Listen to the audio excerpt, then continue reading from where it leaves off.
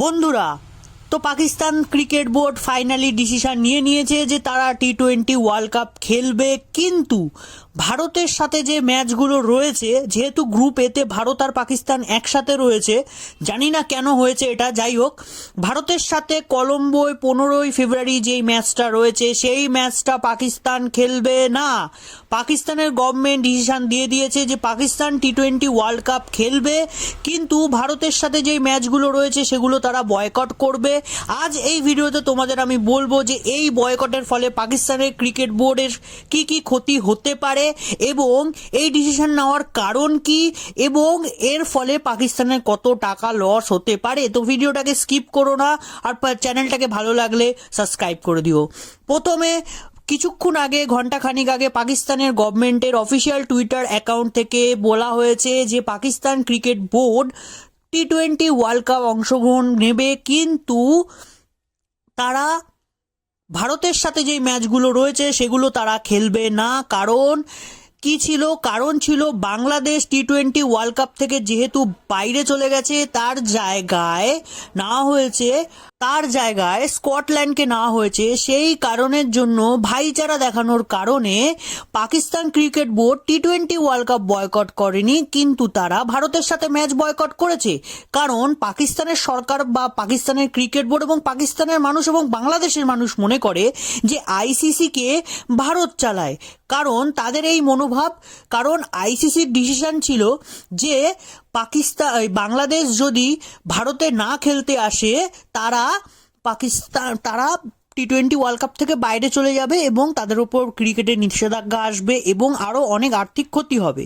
কারণ কি ছিল? আইসিসির মেন রিজন ছিল, যেমন পাকিস্তানের সাথে ভারতের টেনশন থাকে, এই কারণে পাকিস্তানকে আগের থেকেই বলা হয়েছিল যে পাকিস্তান ভারতে খেলতে আসবে কি না। পাকিস্তান বলেছিল না, তারা ভারতে খেলতে আসবে না, তাদের ম্যাচ অন্য কোনো জায়গায় শিডিউল করে দেওয়া হোক। এটার জন্য পাকিস্তান আর ভারতের এগ্রিমেন্ট করা ছিল আইসিসির সাথে। আচ্ছা, হঠাৎ করে কি হয়েছে? বাংলাদেশও হঠাৎ করে ডিমান্ড করা শুরু করেছিল মুস্তাফিজুর রহমান ইস্যু নিয়ে। কারণ আইপিএল থেকে মুস্তাফিজুর রহমানকে বাদ দেওয়ার ফলে বাংলাদেশের ক্রিকেট বোর্ড এবং বাংলাদেশের জনগণ অনেকটা আঘাত পেয়েছিল, কারণ মুস্তাফিজুর রহমানের সাথে অন্যায় হয়েছিল। এটা একটা স্বাভাবিক কথা, কারণ সত্যিই মুস্তাফিজুর রহমানের সাথে অন্যায় হয়েছিল। কিন্তু আসল কারণটা হচ্ছে বাংলাদেশ যেই পরিমাণে ভারত বিদ্বেষী বেরিয়ে এসছে, ভারতের পতাকা, ভারতের প্রধানমন্ত্রী, ভারতের মুখ্যমন্ত্রী, ভারতের রাষ্ট্রপতি ইত্যাদি ইত্যাদি নিয়ে বাংলাদেশ বিভিন্ন রকম কারণ দেখিয়ে ভারতের সাথে একটা তীর্ষ মনোভাব প্রকাশ করেছে। সেই কারণে যেই ভিডিওগুলো ভাইরাল হয়েছিল, সেই ভাইরাল ভিডিওগুলো ভারতের জনগণের কাছে যখন পৌঁছায় তখন ভারতের জনগণও কিন্তু এটাকে ভালো চোখে নেয়নি। এবং কেকেআরে যখন মুস্তাফিজুর রহমানকে 9 কোটি 20 লাখ টাকা দিয়ে কেনা হয়, তখন ভারতের জনগণ বিরোধ প্রকাশ করে যে বাংলাদেশের যে সংখ্যালঘু হিন্দু জাতির ওপর যে ঘৃণতম অত্যাচার হচ্ছে, তারপরেও বাংলাদেশি ক্রিকেটার কি করে ভারতে খেলতে আসে। এই ইস্যুর কারণেই কিন্তু মেন মুস্তাফিজুর রহমানকে বাদ দেওয়া হয় এবং তার ফলে বাংলাদেশ ক্রিকেট বোর্ড ভারতে না খেলতে আসার ডিসিশন নেয় এবং তার ফলে তারা টি-20 ওয়ার্ল্ড কাপ থেকে বেরিয়ে যায়। মদত দিচ্ছিল পাকিস্তান ক্রিকেট বোর্ড। এবং যখন বাংলাদেশ ক্রিকেট বোর্ড টি-20 ওয়ার্ল্ড কাপ থেকে বেরিয়ে যায়, তখন পাকিস্তানের ওপর বাংলাদেশের মানুষ ট্রোল করা শুরু করে যে আমরা তো ভাইজান ক্রিকেট থেকে বেরিয়ে গেলাম, এবার তোমরা তোমাদের বাধাটা করো, তোমরা তোমাদের কথাটা রাখো। তখন পাকিস্তানের ক্রিকেট বোর্ড আনাকানি করা শুরু করে। প্রথমে পাকিস্তানের যে ক্রিকেট বোর্ডের চিফ রয়েছে মহসিন নকভি, সে বলেছিল আমাদের কোনো ডিসিশন না, আমাদের সরকার যা ডিসিশন নেবে সেটাই আমরা মাথা পেতে নেব।